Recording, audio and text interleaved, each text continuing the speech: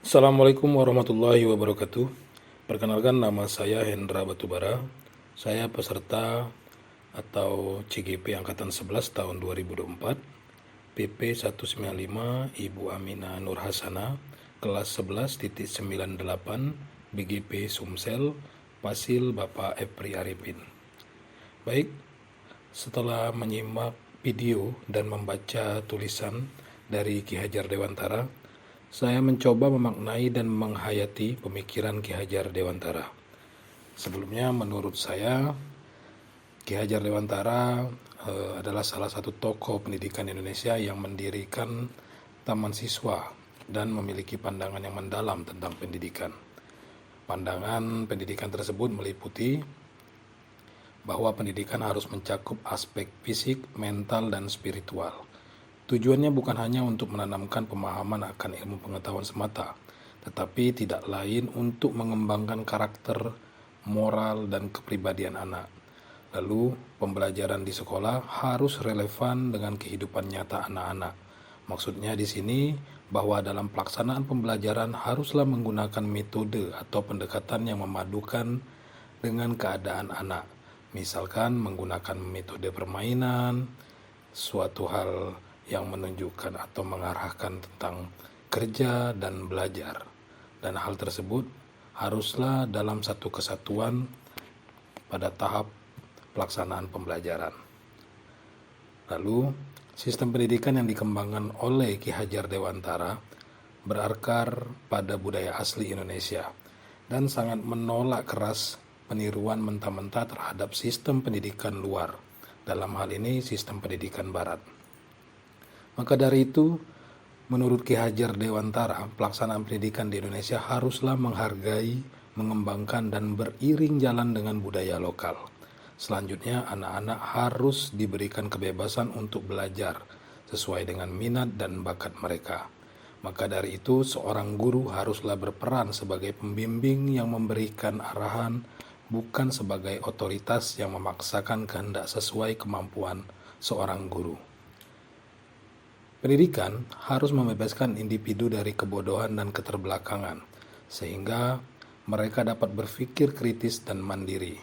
Lalu, pendidikan harus mengajarkan pengetahuan, membangun kesadaran dan perasaan, serta kemampuan untuk menerapkan pengetahuan tersebut dalam tindakan yang nyata.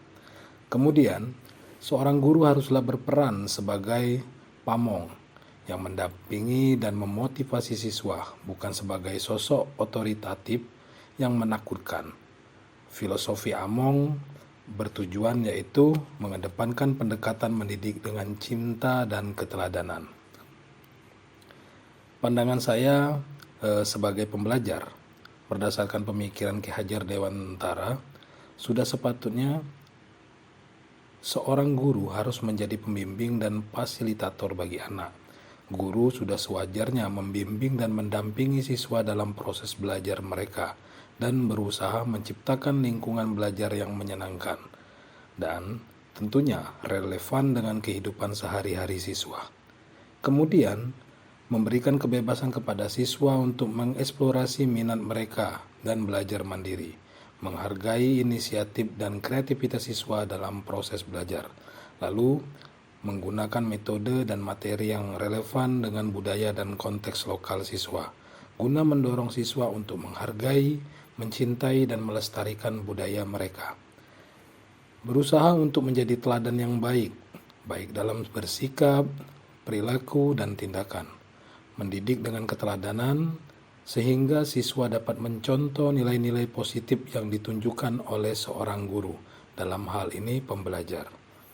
Ketika beberapa hal tersebut telah dilakukan dan dijalankan secara efektif dan maksimal, maka pelaksanaan pendidikan yang mencakup aspek fisik, mental, dan spiritual siswa guna membantu siswa berkembang secara menyeluruh, tidak hanya dalam aspek akademis, tentunya akan terlaksana dengan baik.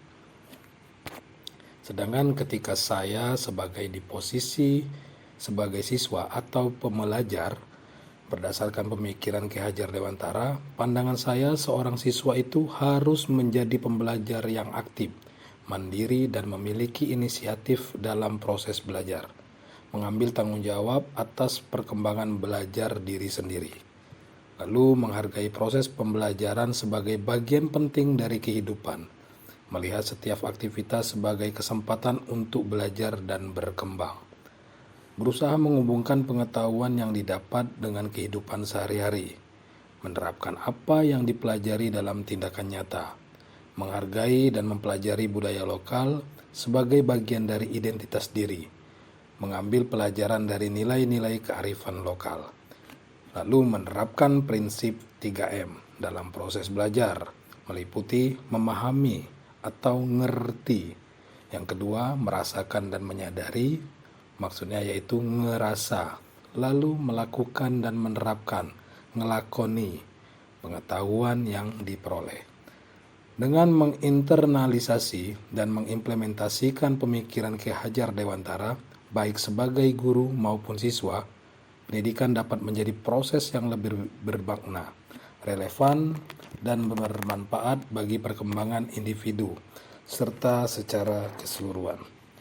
Baik, mungkin itu saja yang bisa dapat saya sampaikan. Apabila ada kesalahan maupun kekurangan, saya mohon maaf.